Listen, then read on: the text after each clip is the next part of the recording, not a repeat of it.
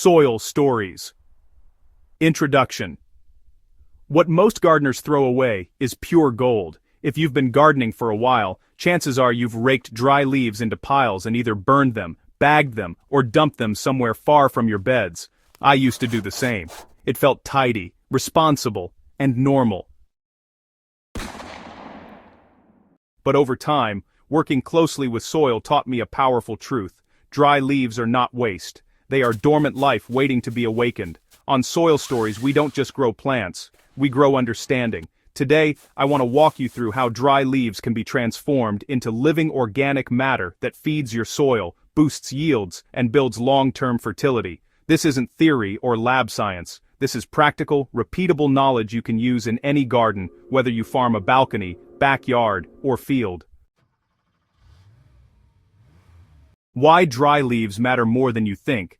Dry leaves are nature's original soil builders. In forests, no one clears fallen leaves, yet the soil stays rich, dark, and alive year after year. That's because leaves are packed with carbon, trace minerals, and complex fibers that soil organisms depend on. When leaves fall, they don't die. They pause. Fungi, bacteria, insects, and earthworms slowly break them down, turning tough fibers into humus. That humus becomes a sponge that holds water, stores nutrients, and protects plant roots from heat and drought. When we remove leaves from our gardens, we interrupt this ancient cycle. Understanding this really changes how you see your garden. Instead of asking what fertilizer to buy, you start asking how to keep organic matter cycling naturally. The biggest mistake gardeners make with dry leaves, well, the most common mistake is using dry leaves exactly as they are and expecting quick results. Whole dry leaves decompose very slowly. They can mat together, repel water, and even temporarily tie up nitrogen if used incorrectly. This doesn't mean dry leaves are bad, it just means they need transformation. Think of dry leaves like uncooked food. Nutritious, yes, but not yet digestible. The goal is to help soil life access what's locked inside them. Once you do that, everything changes. Turning dry leaves into living mulch. One of the simplest and most powerful ways to use dry leaves is by turning them into living mulch. This doesn't require machines or expensive tools, just a shift in method. Start by breaking the leaves down, crushing them by hand. Stepping on them or lightly chopping them speeds up decomposition dramatically.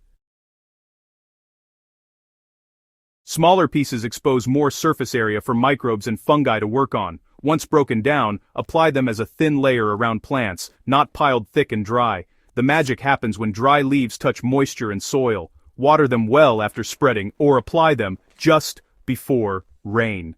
As they absorb moisture, soil organisms move in, and the leaves slowly come alive again. Over time, this mulch feeds the soil while protecting it. It reduces evaporation, prevents erosion, and keeps temperatures stable. Unlike plastic or synthetic mulch, leaf mulch improves the soil instead of suffocating it. Awakening leaves through composting. If you want faster, richer, organic matter, composting dry leaves is one of the best skills you can learn as a gardener. Leaves alone are carbon-rich, which means they need balance.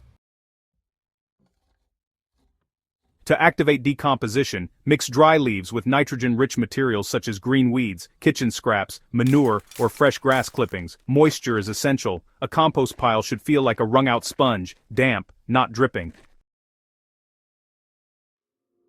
As microbes begin working, heat builds. That heat is life in action. Over weeks or months, those dry, brittle leaves collapse into dark, crumbly compost that smells like forest soil. This finished compost is living organic matter, packed with beneficial microbes that improve nutrient availability and soil structure. Even if you compost slowly or imperfectly, partially broken down leaves are still valuable. Nature doesn't rush, and your soil doesn't need perfection, just consistency. Leaf mold. The quiet soil builder. There is a slower, gentler transformation that deserves special attention. Leaf mold. This is what happens when leaves decompose primarily through fungal activity rather than heat. Leaf mold is made by piling leaves in a shaded area, keeping them slightly moist, and leaving them alone. Over time, often several months to a year, they turn into soft, spongy, dark material. This process mirrors what happens on a forest floor. Leaf mold doesn't add a lot of nutrients, but it dramatically improves soil structure and water retention.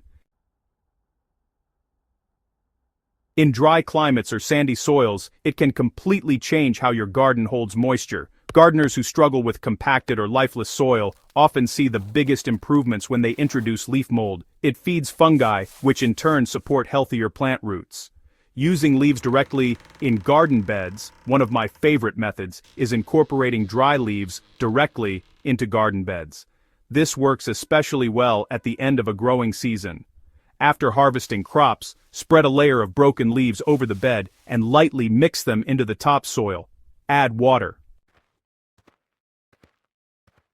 Over time, worms pull leaf particles deeper, microbes break them down, and the soil becomes looser and darker. If you're planting immediately, keep leaves on the surface as mulch. If you're resting the bed, you can bury them shallowly. Either way, you're feeding the soil ecosystem rather than stripping it bare. This approach reduces the need for digging, protects soil life, and builds fertility quietly in the background. Once you consistently return leaves to your soil, you'll notice changes that go beyond plant growth. The soil becomes easier to work, even after rain. Water infiltrates instead of running off.